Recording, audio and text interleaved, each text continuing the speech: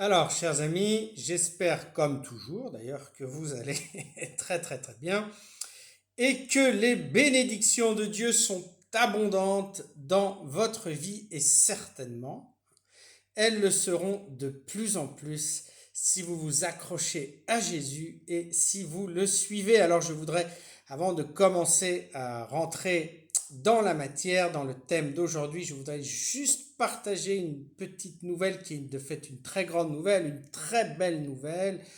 Donc il y a une personne pour laquelle on a prié au téléphone, ça fait 2 3 mois, je crois. Alors, elle avait un cancer et le pronostic des médecins était très, très, très réservé. Voilà.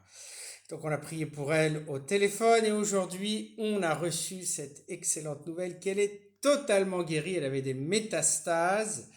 Donc, le cancer était originellement logé dans l'estomac, puis il y avait des métastases et c'est complètement disparu. Alors, je veux pas établir une relation de cause à effet toute simple entre notre prière et sa complète rémission du cancer, mais je suis persuadé que euh, ensemble avec le traitement, hein, donc ça a joué avec son traitement et que la main de Dieu a été là puissamment pour qu'elle soit guérie. Et de fait, quand je priais pour elle au téléphone, j'avais vraiment l'impression que le Seigneur allait faire quelque chose de très très beau pour elle. Alors je vous demande de continuer à prier pour cette femme et pour tous les autres aussi qui souffrent de cancer. Vous savez, donc c'est une de mes prières au Seigneur, c'est qu'il puisse se servir de nous, de notre ministère,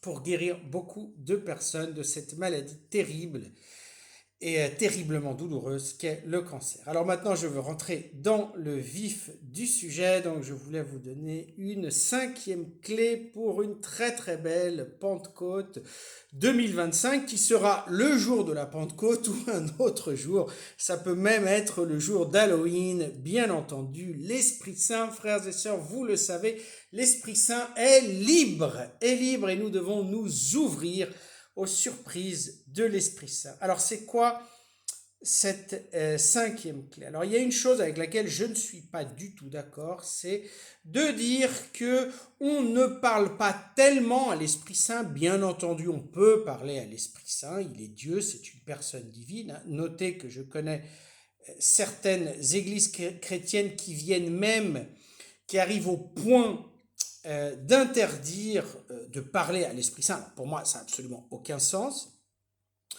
Par contre, pas mal de fois, on trouve un peu cette perception, ce point de vue. Non, non, c'est surtout important de parler à Dieu le Père. C'est, bien sûr, c'est très important de parler avec notre Sauveur, Jésus. Et l'Esprit Saint, on ne parle pas tellement avec lui, il est plutôt le moyen par lequel on parle avec le Père et Jésus. Et là, je mets une croix et je dis, je ne suis pas du tout d'accord avec cela.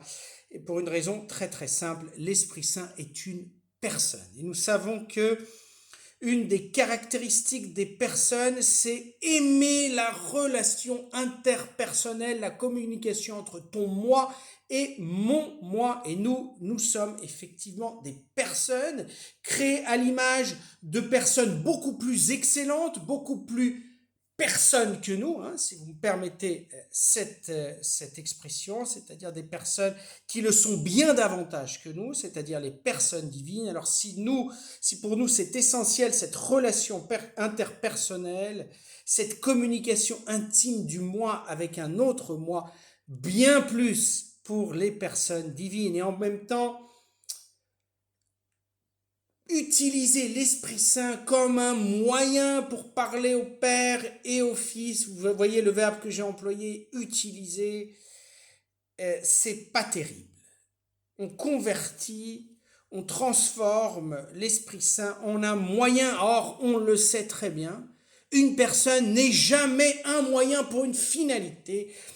Une personne est toujours une finalité en elle-même. L'Esprit Saint ne peut pas être simplement un moyen pour parler au Père, évidemment. Hein, La Bible le dit, la lettre aux Romains le dit, c'est par l'Esprit Saint qu'on est capable de dire Abba, Père, qu'on est capable d'avoir cette relation intime et de familiarité avec le Père, mais l'Esprit Saint n'est jamais qu'un moyen. Dieu merci, il est une personne avec sa personnalité. Alors, si on veut recevoir l'Esprit Saint en plénitude, il faut aussi parler à l'Esprit Saint. Il faut aussi le traiter comme une personne et jamais comme un moyen et jamais comme un instrument. Alors, je voudrais vous conseiller deux choses par rapport à votre rapport interpersonnel avec l'Esprit Saint. Donc, la première chose, c'est intimité. Toutes les personnes, nous aimons, surtout avec nos amis, une communication qui soit une communication de qualité, c'est-à-dire une communication entre intimité. Ce qui veut dire que mon ami m'ouvre son cœur et moi je lui ouvre mon cœur, et c'est exactement ce qui doit se passer avec Dieu. J'ouvre mon cœur, mon intimité avec l'Esprit Saint, et l'Esprit Saint me montre son cœur, sa personnalité, son intimité. Donc, communication d'intimité et de qualité avec l'Esprit Saint. Et deuxième caractéristique de cette communication interpersonnelle, c'est la familiarité. Alors, Dieu est une famille, Père, Fils et Saint-Esprit. Le ciel est une famille. Et notre relation avec la Trinité doit être une relation de famille. Je suis convaincu que ces expressions de « ô souverain, Seigneur de toutes choses », etc., sont trop formelles. Dieu préfère la relation de familiarité et surtout l'Esprit Saint. Alors, ceux qui connaissent mon histoire, en fait, vous pouvez la voir sur ce canal de YouTube. Ceux qui connaissent mon histoire, vous savez que j'ai une grâce particulière par rapport à la connaissance personnelle et de la personnalité typique de l'Esprit Saint. Et je peux vous le dire, s'il y a une personne divine qui aime qu'on joue avec elle, qu'on ait cette familiarité, cette forme enjouée de communiquer, c'est bien l'Esprit Saint. L'Esprit Saint est espiègle. Il aime s'amuser avec nous, il est taquin et il aime qu'on le traite de la sorte. Alors moi, souvent, je l'appelle guapo. Alors guapo en espagnol, ça veut dire mon beau. Et il aime toujours ça. Et puis chacun trouvera la façon de communiquer avec lui de cette façon enjouée, joyeuse, agréable et avec une nuance de taquinerie et d'espièglerie. Soyez bénis, frères et sœurs. Prenez à cœur vraiment cette clé. Communiquez avec l'Esprit Saint. Entrez dans cette merveilleuse communication personnelle et communion personnelle avec lui. Et vous le recevrez d'autant plus puissamment. Amen.